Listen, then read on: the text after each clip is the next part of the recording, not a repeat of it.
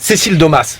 Balance ton port donc a mis en exergue des débats passionnants comme le consentement par exemple, mais est-ce que à la fin des fins, on n'a pas abordé la question pivot de cette histoire-là, c'est la question du pouvoir. On n'a pas abordé la question pivot de cette histoire-là, c'est la question du pouvoir. On n'a pas abordé la question pivot de cette histoire-là, c'est la question du pouvoir entre les femmes et les hommes. Et peut-être que c'est là où achoppe aujourd'hui la continuation de l'analyse de Balance ton port.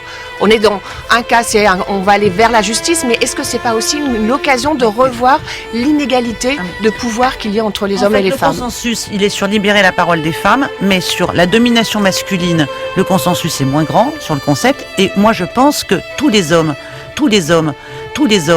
féministes ou non, volontairement ou non, sont bénéficiaires, soit sur le plan économique, social, sexuel ou matériel, de la domination masculine.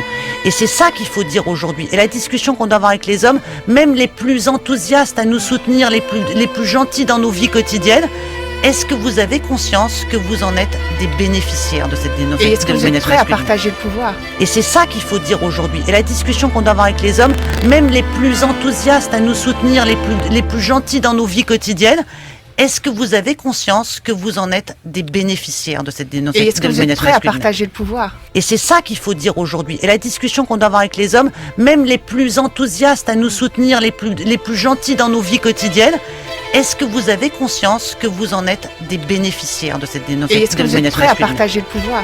Oui, ça a aussi à voir avec le pouvoir. Il y a une question qui a été escamotée au cours de tous ces débats-là, c'est celle du désir féminin, de la sexualité féminine. On en a très peu parlé, alors que on a envie d'en parler, nous les femmes, de ce qu'on désire, de pratiques sexuelles, de ce que c'est que le consentement aussi tel qu'on le conçoit. Et on a très très peu parlé de ça, c'est-à-dire qu'on se concentre vraiment sur la sexualité des hommes de manière très viriliste et très peu sur la sexualité des femmes qui peut aussi être dans quelque chose de l'ordre de la domination, enfin en tout cas dans l'intimité.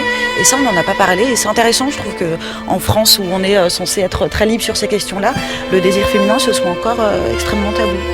Et ça, on n'en a pas parlé. Et c'est intéressant, je trouve qu'en France, où on est censé être très libre sur ces questions-là, le désir féminin, ce soit encore extrêmement tabou. Et ça, on n'en a pas parlé. Et c'est intéressant, je trouve qu'en France, où on est censé être très libre sur ces questions-là, le désir féminin, ce soit encore extrêmement tabou.